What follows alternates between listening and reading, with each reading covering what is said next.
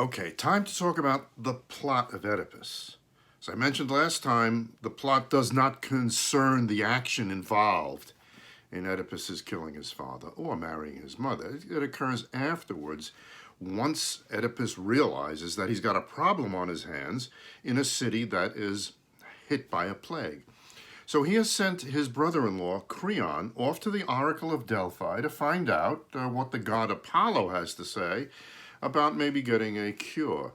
Creon returns from Delphi at the beginning of the play with this particular solution. He says that you have to find the man who has killed King Laos and either execute him or exile him from the city.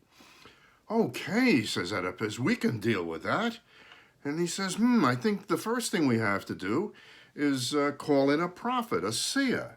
And there happens to be one nearby, and that's an old man, Tiresias, who is summoned into Oedipus's presence and doesn't really want to be there because he's old. It's a painful matter. He does know the truth. He knows that it's Oedipus who has killed his father, but he doesn't want to get involved. Oedipus, however, gets angry when he recognizes that the old guy doesn't want to get involved. So they start arguing with each other, and they start trading insults and accusations.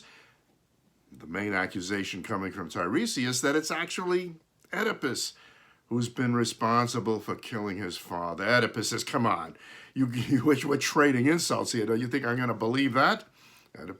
Tiresias says you can believe it or not. And he goes off. He goes back to where he lives. And Oedipus gets himself in a kind of a dudgeon over this. He doesn't like having been accused, but there's something in the nature of guilt that may be subconscious. And this is where we get Oedipus reacting with a defense mechanism. We know Dr. Freud loved this play above all other plays for more than one reason. Of course, the Oedipus complex comes out of Freud's analysis of this. And here we have now Oedipus exercising a kind of defense mechanism, which is this.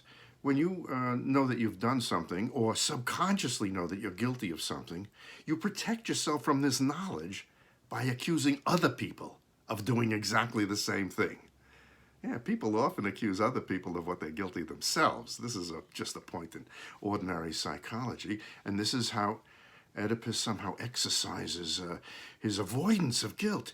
He accuses Creon of plotting with Tiresias, a blind old man, to usurp the throne and put Creon in charge. They start arguing and they're trading insults, and Creon says, look, I don't need to be the king. I like being second in command. I have no responsibility, and everybody treats me with a great deal of respect. While they're arguing, the queen, Jocasta, comes on. She says, what are you two men doing here arguing over this when we've got a problem as big as a plague on hand? And so she breaks up the argument. Creon leaves, and Oedipus and she start talking, and Oedipus says, I did kill somebody, and he looked kind of important. And the queen said, you couldn't have done this. And he says, why not? She says, because the report came back that the king was killed by brigands, by highwaymen. And Oedipus says, really? She says, yeah. And he says, they start talking more about it. And we come down to the point where they're going to summon the person who escaped from Oedipus while he was killing everybody else.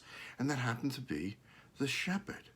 The same shepherd, as it turns out, that took Oedipus and gave him to the other shepherd from Corinth. It's a kind of a nifty plot mechanism that could be understood as a fault, but we're going to let Sophocles get away with it because this is one of the most perfect plots ever built into a drama. So they call in the shepherd from the fields, and while they're waiting, a messenger arrives. Now, this messenger happens to be the second shepherd. The messenger arrives with what he thinks is great news. Jocasta's on stage there, Oedipus has gone off, and he tells Jocasta, I got great news for the king. And Jocasta says, what's that? He says, the king of Corinth has just died, and now Oedipus can be the king of Corinth. Really? That's great news. Oedipus comes on and he says the same thing. Really terrific news. Now, this is kind of a sick moment when you think about it, because here they are celebrating the fact that the man's father died. Why? Because he glorifies them and lets them off the hook. But then the messenger has another little thing to say, and that is, the king of Corinth was not your real father. Wow. As this goes on now, and Oedipus has to digest this, the queen is way ahead of him, and she realizes what the problem was. She realizes she'd married her own son and that this guy killed her first husband, his father. She goes off and commits suicide. Now, while she's doing this, Oedipus is saying, well, if he wasn't my father, who was my father? Maybe a god was my father. And he glories in this whole thing in a very, very offensive way. It's egotistical, and it's what we might understand as his hubris, an exercise of his hubris. So now comes on the first shepherd, and the first shepherd is forced to confess that indeed he did give this baby Oedipus away to a second shepherd, and that this baby Oedipus is now ruling there. And the whole thing becomes very clear to Oedipus. He is crushed by this, and the play then proceeds to its unraveling in its very serious and tragic way.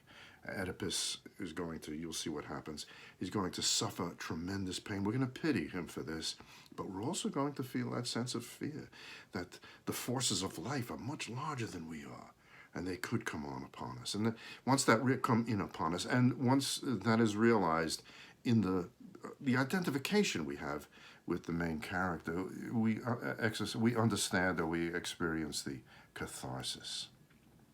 So the play ends. But now let's consider this other question about fate and free will. There has been a lot of discussion over the ages about whether Oedipus did have a chance to change his fate. Was he responsible for his fate, as we'll put in quotation marks? Let's consider this. Oedipus has some doubts about who his parents are. He goes off to Delphi, and at Delphi, the oracle tells him, you're going to kill your father and marry your mother. Now, if you were a sensible or rational person, you might say to yourself, I think I'm going to try to avoid getting into violent fights with a man old enough to be my father. And also you might consider that maybe even if the opportunity arises, you're not going to marry a mother who looks old enough, marry a woman rather, who looks old enough to be your mother. But this is exactly what Oedipus does at his first opportunity. He's walking away from the oracle, and he runs into his father, and the situation is such that he winds up killing him. And the situation again, as he comes into the little city-state of Thebes, is that there it is. There's the opportunity. You could marry this woman and become a king.